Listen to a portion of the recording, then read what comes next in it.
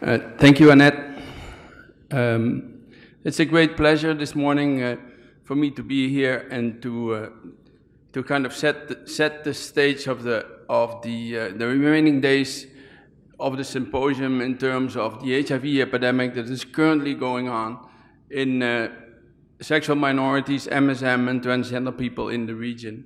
And I think the progress that has just been discussed is great, is fantastic, but there are people that are left behind. And we are in countries that have concentrated epidemics, but due to the great volume of population size, I think these epidemics are still very important to address, particularly in our region in Southeast Asia. There's a couple of things I want to go through in my presentation. So among MSM and transgender in selected countries, I will discuss recent HIV epidemiology. I will say a few things about HIV prevention and PrEP, and I will discuss the progress in the HIV service cascade, and then I'll conclude. The recent epidemiology in transgender women. Here are some data from integrated behavioral and biological surveillance in Indonesia. And you can see that these numbers, these HIV prevalence numbers across the island of Java, and in particular in Jakarta Metro, are extremely high. 34% of those enrolled in IBBS appear to be HIV infected. So these numbers, and you'll see many more of these numbers in the next couple of slides, but I'll tell you this, I think these numbers are just unacceptable. Here are some numbers from transgender women in Bangkok in Thailand, and you can see that the HIV prevalence has been quite steady over time. It didn't go up very much, which I think tells you something to what extent the Thai government and all its partners are working on controlling this epidemic in these populations. I have another one here. The HIV prevalence in transgender women in Kuala Lumpur in Malaysia is also of great concern.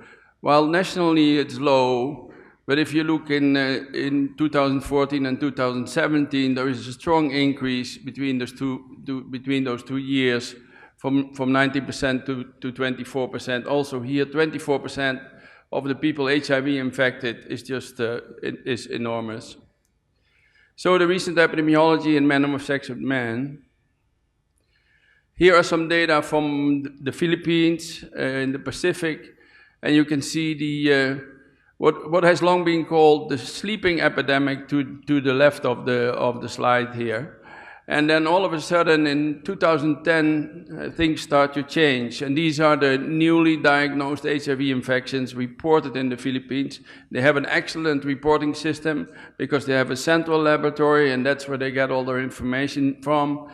And they have done a really tedious and tenacious job in doing this from 1984 on to the present. So that's why we can follow this epidemic so clearly in this population. And the epidemic in the Philippines is a concentrated epidemic, particularly in MSM. And here you see the very steep rise of the numbers of HIV infection newly diagnosed in that country. In the beginning, you see a doubling, and then later on, it's every 2 years it doubles. And it looks very much, or it reminds me very much, and some other people in the audience too. In the beginning of the epidemic in the United States, we saw these doubling times. And it's over and over again we see this, and it's also a bit disappointing and maybe discouraging to a certain extent, but I'm not the one who's going to give up on this. I will continue.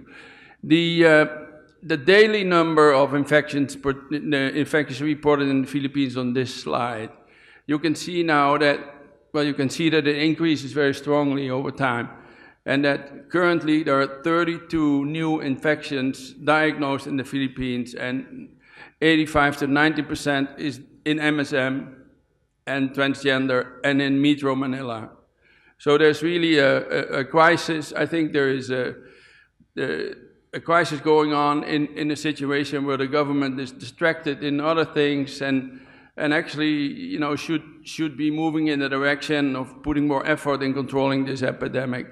There are steps, of course, but they go too slow. Now go back to Malaysia again, and also here we see a very strong increase in the number of new infections from 2009, 3.9 at that time, up to over 40% in 2017. So these are MSM in Kuala Lumpur, the metropolitan city of Malaysia. Again, these numbers are extremely high. Here I have a slide from Indonesia, also HIV prevalence from IBBS, and I'll just go down the numbers. 36% in Denpasar or Bali. It's now 32% in Jakarta, 28% in Bandung, 26% or 24% in Surabaya, 26% in Surabaya, 18% in Semarang, and 13% in Malang. And also you can see in this slide the increases that have occurred over the past couple of years from 2007 to 2011 to 2015. And then here is the long-term HIV prevalence from IBBS conducted in Thailand. We started this work in 2003 and found a prevalence of 17%, and it rapidly doubled almost within 2 years in 2007 to over 30%. Since then it has been more or less flat, and even in the last years, although it seems to be coming down a little bit, but it's still 24% in 2016. Now you have to imagine these are averages. So these are young people of under 20 years, 20 to 25, 30 and up. If you're 40 and up, and they're also in here, I'm not showing those data, but prevalence in people over 35 years of age, they have a prevalence of 50 to 60%. So if you just continue to calculate prevalence over time, by the time they're 60, 70, they're nowhere different from the prevalence rates we saw in San Francisco in the beginning of the 80s. 60, 70% of the gay men at that time were HIV infected. They have all passed away. Most of them, not all of them, but most of them, because the lack of access to treatment, which came really only in 1996. Here there is more treatment available, but it's more difficult to access. This is a slide from the Thai Red Cross Anonymous Clinic, and I'm grateful for Dr. Papan and Dr. Nitya to let me use this slide. Here you can see the blue bars. You can see the tremendous work that has been done in increasing HIV testing, and many more people, almost up to 14,000, have come in the past year for HIV testing, which is a great job. In the red line, you see the HIV prevalence, and it declines. And it probably declines, we think, because of many more people are coming in for testing. If you see in the bottom the orange bars, you see that the number of diagnoses per year actually doesn't change. So every year there are about 15 to 1,700 people that are diagnosed. The reason for this phenomenon, I think, is once people test positive, they won't come back. But what we are doing, because we're stimulating HIV negatives to come back every 6 months, so you see this increase in HIV negative testing, whereas the HIV positives are not returning because they go in another channel. So this weighs on, naturally this weighs on the HIV prevalence that you find. So I think this decrease in prevalence is more an effect of the numbers and increase in testing than it is an effect of a declining HIV prevalence or a lowering of the incidence. Now some data from the Siloam Clinic, Thai Red Cross's alter ego in Bangkok, so to speak. And we have been providing at the Siloam Clinic, we've been providing HIV testing and counseling since 2006, and you can see here the quarterly incidence since that time. Important to see is that it seems to peak a little bit in 2010 and 2011, and then there's a decline towards 2015, although not as steep as the one we saw at the Thai Red Cross data. What I do want you to note is the high HIV incidence in the youngest, 6.9%, And then in 22 to 29-year-old, 5.7, over 33%. And then actually is HIV incidence density, 4.8 overall. And so, although there is some decline, it may be the decline as a result of that we keep bringing in the HIV negatives, and then the HIV positive, actually they go in another channel for treatment, etc. But it's still, these incidence rates, particularly in the youngest, they're the highest seen among the world, and they're very concerning. Now, another trend that usually comes hand in hand with HIV is sexually transmitted diseases. And here we have the syphilis incidence during the same period. And as we've seen elsewhere, also here in Bangkok, in MSM, there has been a strong increase in new cases of syphilis being diagnosed. And it's reflected in this slide. And the syphilis incidence here, so the first episode, in the youngest is 4.9 per 100 person years, 22 to 29 is 4.8, and over 30 is 3.5. Overall is 4.4. So these syphilis incidence rates are very high as well, and of course it comes together with high HIV incidence because the two travel together. They're good friends, so then they mutually accelerate each other. Now another epidemic. So beside the twin epidemic with syphilis, we have an epidemic of methamphetamine use. And here is a slide from the Bangkok MSM cohort study. The cohort study recently ended, but we published a paper just last year looking at the incidence of methamphetamine and comparing it with the incidence of HIV infection. And you can see that the incidence in the blue dots of methamphetamine use continues to rise, and the HIV incidence in the blue dots rises even faster. Because I think there is a spin-off of this methamphetamine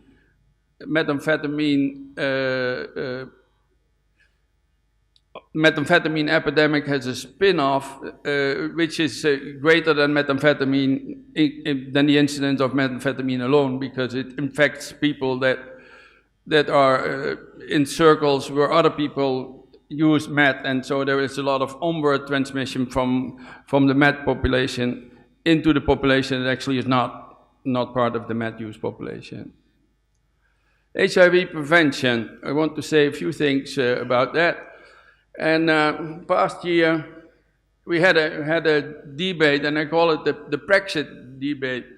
So now you all know that there's nothing good coming from Brexit, and I don't know whether they have solved it already, but it's been a long, maybe some of the UK people here can tell me, but there has been a long and emotional discussion about Brexit. Last year we had this referendum, or we had this decision. We asked the audience, and people generally found that condoms were better to control the HIV epidemic than PrEP. Now, I like to question that, because there are no studies, scientifically, there are no studies comparing PrEP in one arm and condom in another arm, randomized, and then looking at the efficacy. Basically, I think we can't answer this question just like that.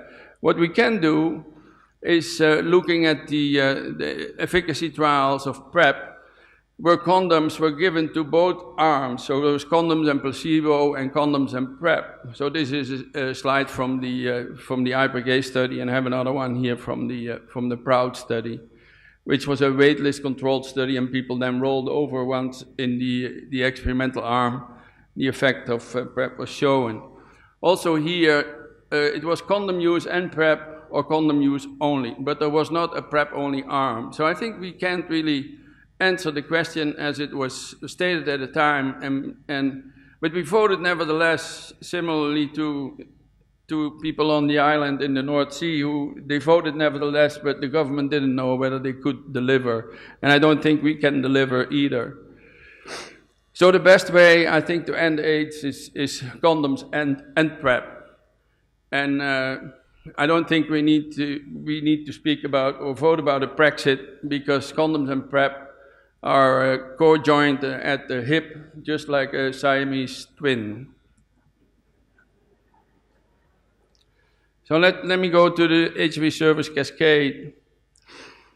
Here is the HIV service cascade for the general population in Thailand in 2017. And of course you need to realize this is work in progress as new numbers come in and we make progress, etc. Thailand has achieved in 2017 its first 90. They're still working on the second 90 and the third 90. And it's looking pretty good, I think, for the overall population.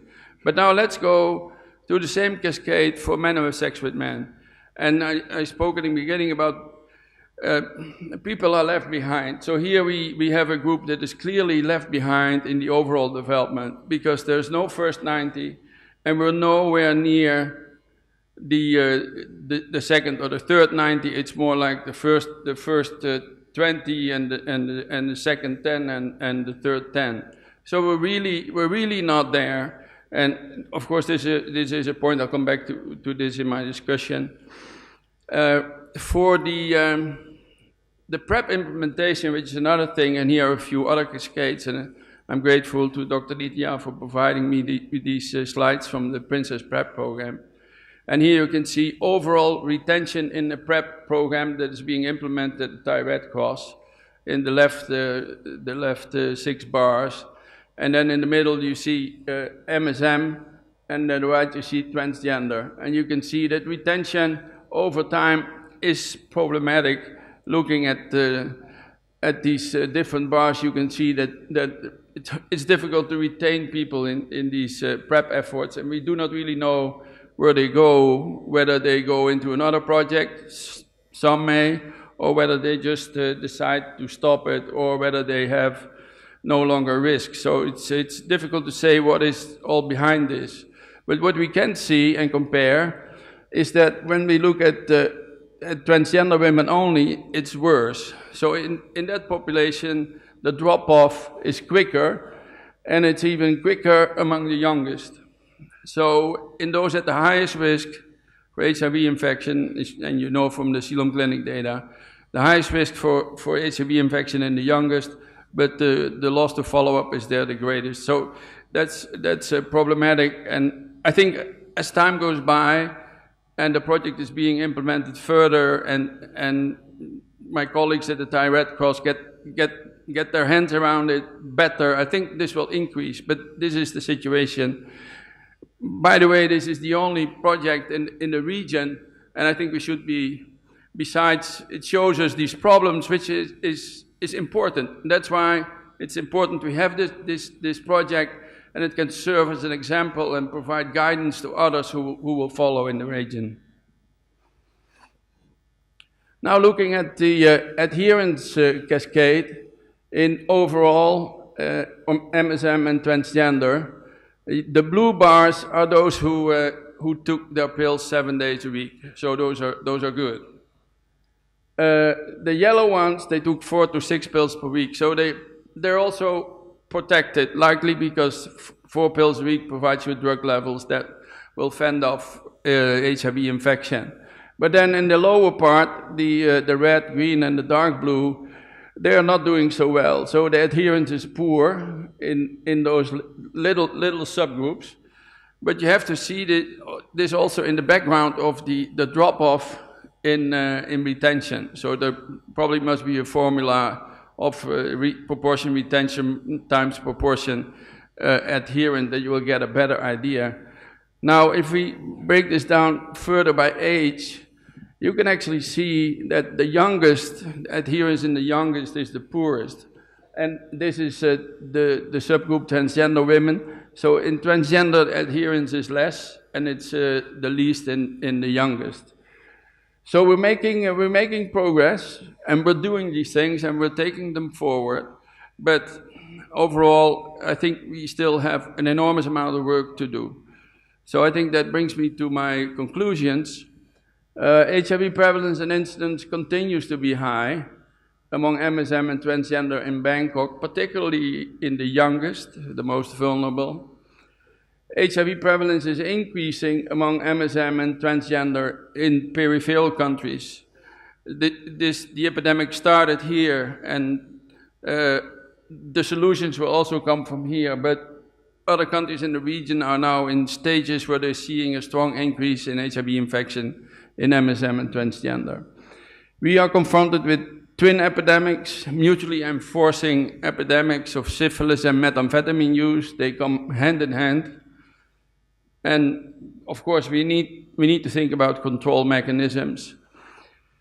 We are doing not very well in the HIV treatment and care cascade for MSM, and I think that is something we really need to work on as people are being left behind, and I've heard it several times, no one is going to be left behind in the 1990 approach, but clearly it's very difficult to realize, but we need to try. So the 1-year retention and adherence in the PrEP demonstration project is problematic, especially in young transgender women. Again, this is a work in progress, and we'll likely see in the future that this hopefully will get better.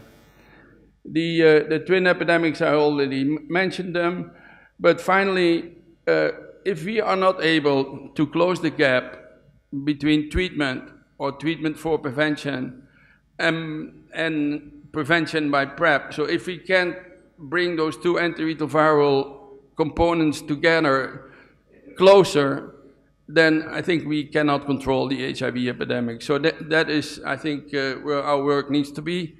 We need to do better in treatment, and we need to do better in rolling out PrEP. And if these two components come together, I think we'll be able to look at the epidemic in a couple of years in a very different way. Thank you very much.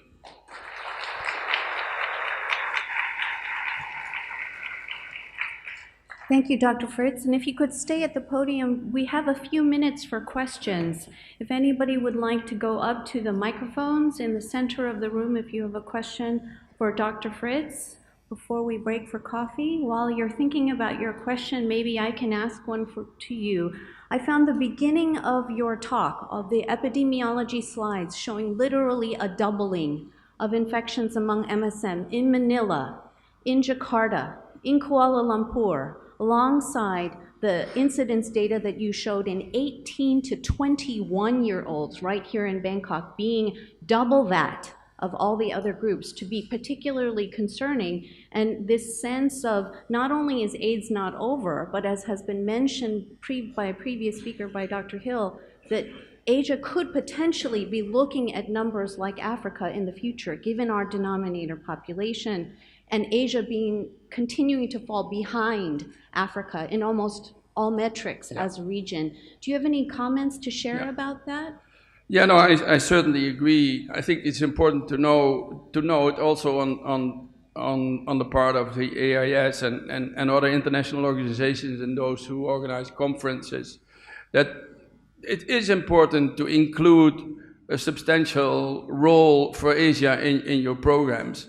And as said, we have concentrated epidemics, but because the population sizes, we may actually produce the same numbers as elsewhere in Africa. So I think in its right, I think we deserve the attention we need, just like all other countries and populations that are affected by the HIV epidemic. And no one, and also we should not be left behind.